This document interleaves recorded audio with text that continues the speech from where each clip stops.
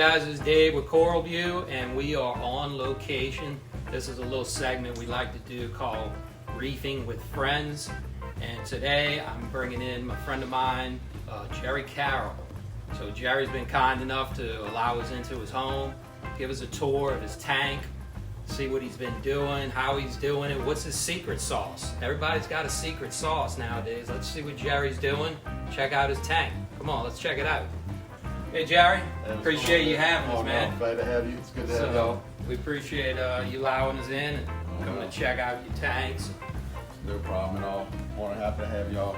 Wow, look at this. This is awesome, Jerry.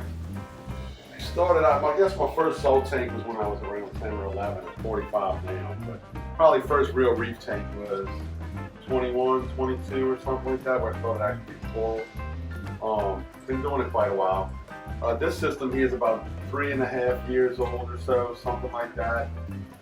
What size tank is this? It is a 150 actually. Okay. It's the same size as a 180, but 2 inches shorter. I added the frag system maybe 6 months after this was set up. They are plumbed in together. Okay. Both of them run T5s. I got an 8 ball on this one, 10 ball on that one.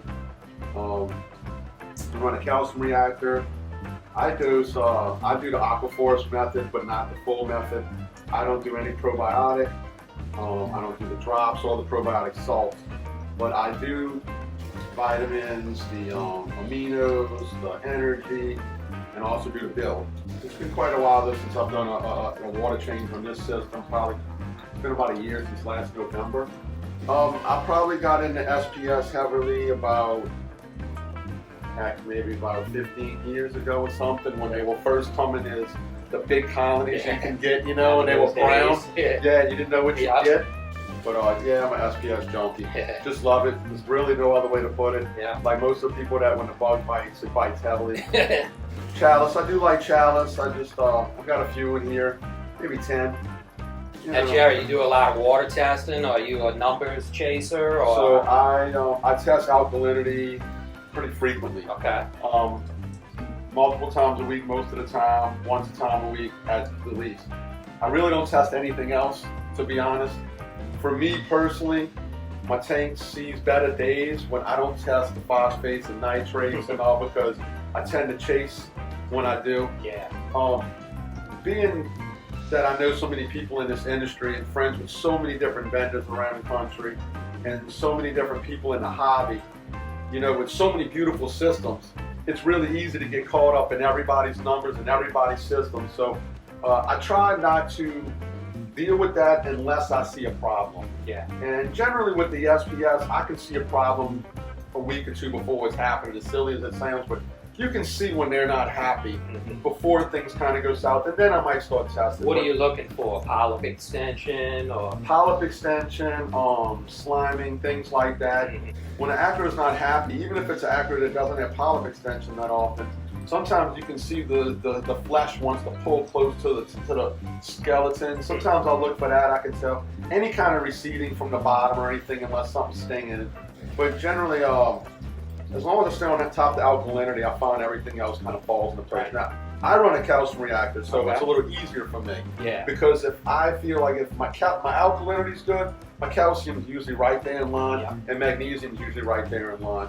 I don't really have, you know, algae problems or anything. So say I've got bubble algae because it's bubble algae. You know, and I've got the emerald crabs and all, but they don't care. I do test my salinity every once in a while though, just in case the top, my auto top off goes straight into the top off container and straight into the tank. Yeah, so I see you got a calcium reactor, and then you run it to a dosing pump. That's a continuous duty dosing pump that runs non-stop. How do you have that set up? So I got I believe you pronounce it Cromere, but I would Comore. Okay, there you go. But that's my continuous duty dosing pump where you can adjust that. I love that thing. That thing's been great. So you just leave it, you adjust the rate with that? I adjust the rate.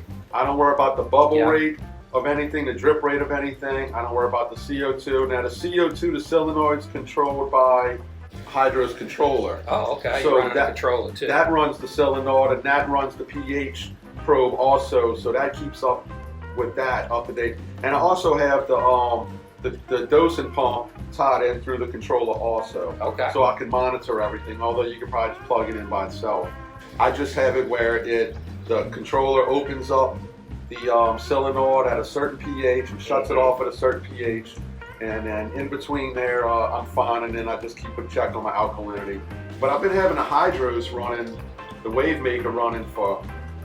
Okay, the wave engine you got? The wave engine, yeah. I've been having that running for quite some time. So yeah. That really made me feel, I really, really like that. So that really made me feel great about getting the controller. I'm really happy with the way all that runs as far as that goes. How was that setting it up? Oh, super easy. Really? Super, super easy. No problems? Yeah. Matter of fact, I was actually really surprised because I'm really not good with that kind of stuff. Yeah. I just, I've always been too worried that something's going to happen, and I personally can't just come fix it and get it started again. And I don't want to have to worry about that in the middle of the night. I don't want to have to, I'm self-employed. The last thing I need is to be worried about trying to run home because something's not going right because, my family called. But this controller is super easy. I can read it on my phone from anywhere. Also, I had questions in the beginning with the wave engine. I had a little problems, and it turned out it was my internet and me. But I was able to call and speak with Carlos and Angie and had people help me, so I know that if I have any problems with the controller, I know there's somebody there for me to call or email, I should say. I should call the strong word, but email at least, and somebody will reach back out to me and kind of get me back going at least. So I'm not so worried that I'm, like if something goes wrong. But I haven't had any problems, other than that. I had a little problem with the wave engine, but it turned out it was me. So on your controller, you got a few accessories. It looks like you got a skimmer sensor on there. Got a skimmer sensor for the skimmer cup. If the skimmer cup comes up too high and goes to overflow, it shuts off the skimmer. And if it's shut off for a certain amount of time, it alerts you, so you know. I've also got the leak detector. The little leak detector, next to the sump in case sump overflows.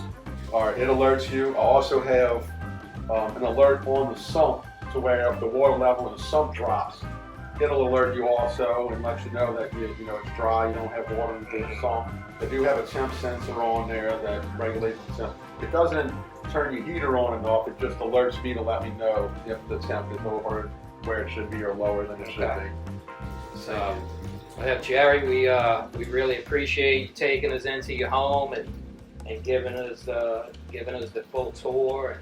We appreciate your time, man. Anytime. Thanks for stopping by. Appreciate it. Thank you. Yep.